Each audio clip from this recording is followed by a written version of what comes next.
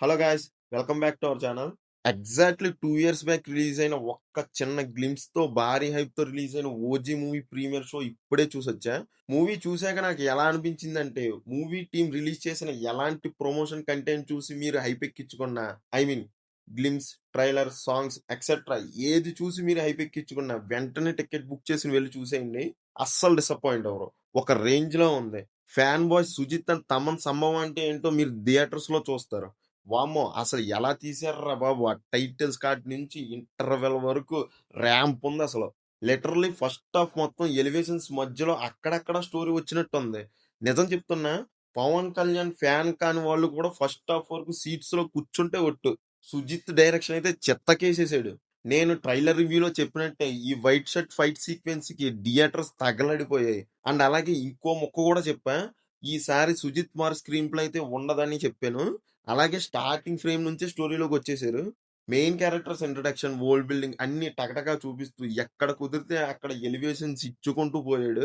And Japanese backdrop లో వచ్చే ప్రతి సీను హైలైట్ ఉన్నాయి. అండ్ ఫైట్స్ లో ఒక్క కటానే కాదు, బూమరాంగ్ ను కూడా వాడేశారు. భయ్య నిజం చెప్తున్నా, ఫస్ట్ హాఫ్ లో మధురై పోలీస్ స్టేషన్ లో వచ్చే సీన్ ఉంటదే బాబాయ్, పూనకాలే. అండ్ ఇలా వెళ్తుండగా ఇంటర్వెల్ సీక్వెన్స్ వస్తది, దానికైతే థియేటర్స్ తగలడిపోయాయి. అండ్ ఫస్ట్ హాఫ్ వరకు పవన్ కళ్యాణ్ ఎలా చూపించాలో అంతవరకు చూపించేశారు. కానీ వచ్చిన ప్రాబ్లం వల్ల సెకండ్ హాఫ్ నే, నిజం చెప్పాలంటే సెకండ్ హాఫ్ నాకైతే అంతగా నచ్చలేదు. అంటే సెకండ్ హాఫ్ లో కూడా చాలానే ఎలివేషన్స్ ఉంటాయి. బట్ ఫస్ట్ హాఫ్ లో పడిన రేంజ్ లో అయితే ఉండవు. చాలా సీన్స్ ఫ్లాట్ గా వెళ్ళినట్టు అనిపించాయి. సెకండ్ హాఫ్ మొత్తానికి సాహో మూవీ కలిపే సీన్ ఒక్కటే నచ్చింది. బట్ అది కూడా విలన్ బ్యాక్ డ్రాప్ కోసం యూస్ చేసుకున్నారు. సో బానే ఉందనిపించింది. అంటే సెకండ్ హాఫ్ లో డ్రామాకి ఎక్కువ స్కోప్ ఇచ్చినట్టు అనిపించింది. అవి అయితే నాకు అంతగా వర్క్ అవ్వలేదు.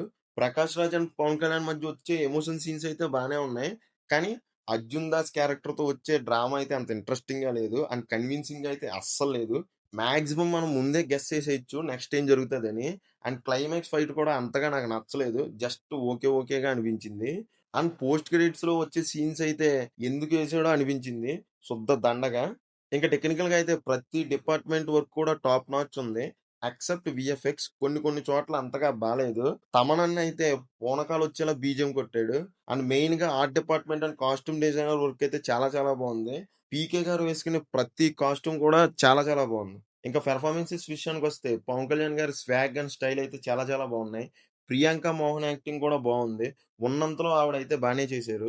అండ్ వాళ్ళ పేరు కూడా చూడడానికి అయితే అబ్బట్టుగా ఏమీ లేదు, బాగుంది. చాలా రోజుల తర్వాత ప్రకాష్ రాజ్ గారికి ఒక మంచి రోల్ పడింది అనిపించింది. ఆయన యాక్టింగ్ కూడా బాగుంది. అండ్ మిగతా వాళ్ళందరూ వాళ్ళ వాళ్ళ రోజులో బాగానే చేశారు. అండ్ ఫైనల్ గా ఒక్క ముక్కలో చెప్పాలంటే ఫస్ట్ హాఫ్ కోసం అయితే కన్ఫామ్ గా థియేటర్స్ లో చూడొచ్చు. సెకండ్ హాఫ్ నే నాకైతే అంతగా నచ్చలేదు. అది కూడా ఫస్ట్ హాఫ్ రేంజ్ లో ఉండుంటే వేరే రేంజ్ లో ఉందని అనిపించింది. And my rating is 3.25 out of 5. That's it guys. మీకు మా రివ్యూ నచ్చినట్టయితే please to subscribe to our channel. And మీరు కూడా మూవీ చూసుంటే మీ ఒపీనియన్ కామెంట్ చేయండి. Thank you all. జై హింద్.